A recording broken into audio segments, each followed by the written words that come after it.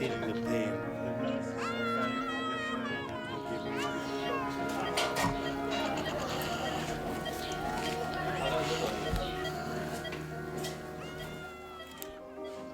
At the turn of the century, we as doctors in MSF, we'd simply reached a point of desperation. We were treating patients with sleeping sickness, a disease that is universally fatal if it's untreated, and we were giving a drug called milsapril, which killed 1 in every 20 patients. We had malaria, but I was treating that with chloroquine, which at that time there was extremely high levels of resistance to chloroquine, so we were seeing many, many people come back again with the same problem.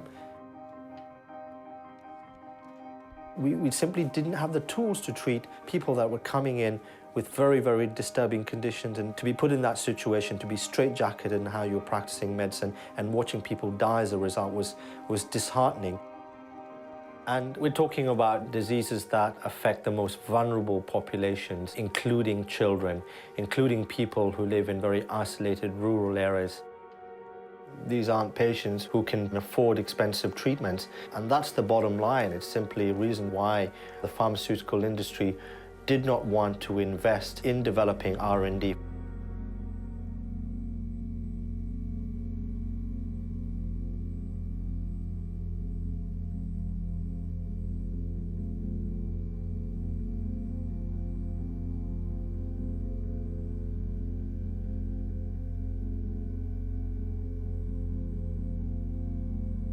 Patients were dying in the field because of the lack of adequate treatment. It was very clear that things should and had to change. And in 2003, MSF and its partners got together and created the DNDi working group, and out of that, the Drugs for Neglected Diseases initiative.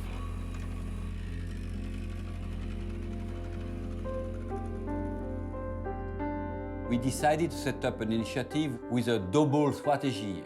One is to improve treatment with existing drugs, so relatively short-term strategy, taking the drugs that were there but improving the formulation, or taking drugs that have been developed for other diseases and testing those drugs for diseases affecting neglected population.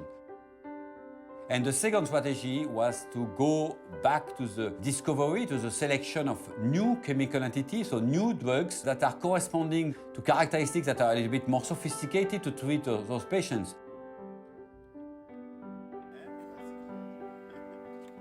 So what we have learned from 10 years of experience of DNDi is that you need to have the patient needs at the center of this project and adapt the new technology to those needs.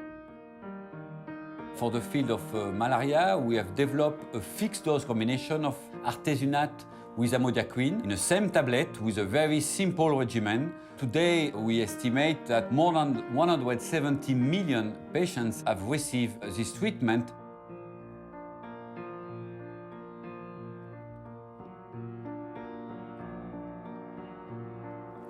We've also had other organizations that have been working, for instance, on diagnostics.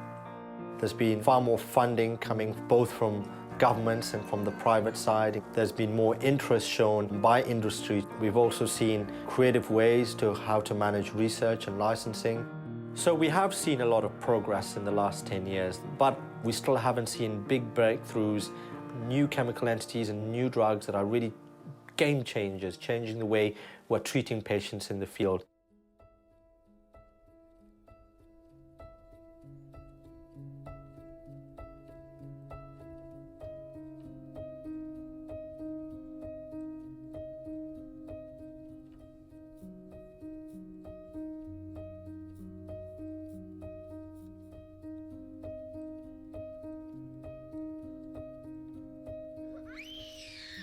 If you take the example of Chagas disease, we still don't even have an adequate diagnostic test for this. We still actually don't have an adapted treatment for this disease as well. If you take the case of tuberculosis, we can only cure 1 out of 2 patients with multiple drug-resistant TB. This is a terrible situation to be in. We're putting patients through immense suffering by giving them very long courses of toxic treatment that make them deaf, for instance, treatments that require injections for months and months on end. You have to ask yourself the question, how much progress have we really made? People are still dying of archaic diseases. Why are we in this situation?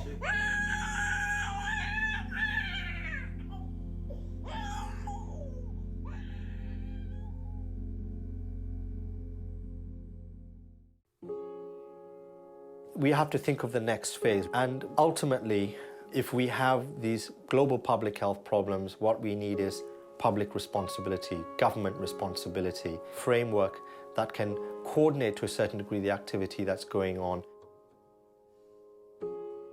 The major gap today is lack of leadership at a government level. And if we use experience of other diseases, a lot of progress have been made in the field of oncology, for example, during these last 10, 20 years, because it's a clear priority set up by governments. The fact that we need to make an investment in this should not scare people, especially in the times that we're living with difficult economic conditions. We have to make governments understand that this is not just an issue of responsibility, but it's an investment that's really going to pay off in the future. We can't continue to keep ourselves in a system that results in people dying all over our planet from preventable causes.